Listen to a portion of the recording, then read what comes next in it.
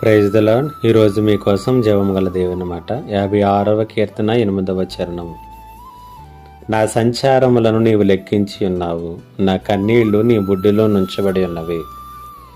చాలామందికి లోకంలో దైనందిన జీవితంలో జరిగేటటువంటి వాటిని గ్రంథస్థం చేసుకునేటటువంటి అలవాటు ఉంటుంది, డైరీ రాసుకోవటం అనేటువంటిది.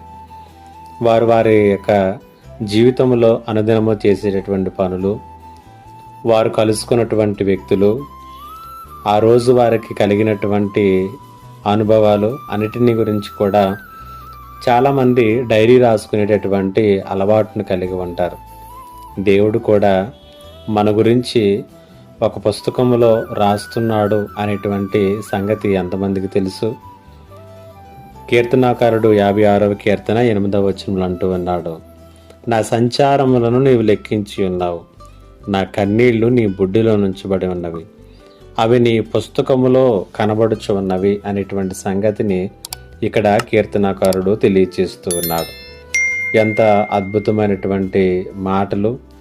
మన ప్రయాణాలను ఆయన చూస్తున్నాడు, మన ఆక్రందనను ఆయన గమనిస్తున్నాడు. ఆయన కన్నులు మన అడుగులపై, ఆయన కన్నులు మన కనులపైన ఉన్నాయి. మనం ఎక్కడ నడుస్తున్నామో ఆయనకు తెలుసు. మనం వెళ్ళుచున్నటువంటి మార్గాలు ఆయనకు తెలుసు. ఈ మార్గాల్లో కొన్ని ఎగుడు దిగుడుగా ఉండవచ్చు, అయితే అవన్నీ కూడా మన మేలు కొరకే. మన సంచారములన్నింటినీ కూడా దేవుడు చూస్తున్నాడు, వాటన్నిటినీ కూడా తన పుస్తకంలో రాసుకుంటూ ఉన్నాడు. ఈ మాటలు వింటున్నటువంటి మీ యొక్క జీవితంలో మీ హృదయం ఎప్పుడు బ్రద్దలైందో ఆయనకు తెలుసన్న సంగతి నీకు తెలుసా? మీరు ఏ పరిస్థితుల్లోనూ వెళుతున్నారో ఆయనకు తెలుసన్న సంగతి నీకు తెలుసా?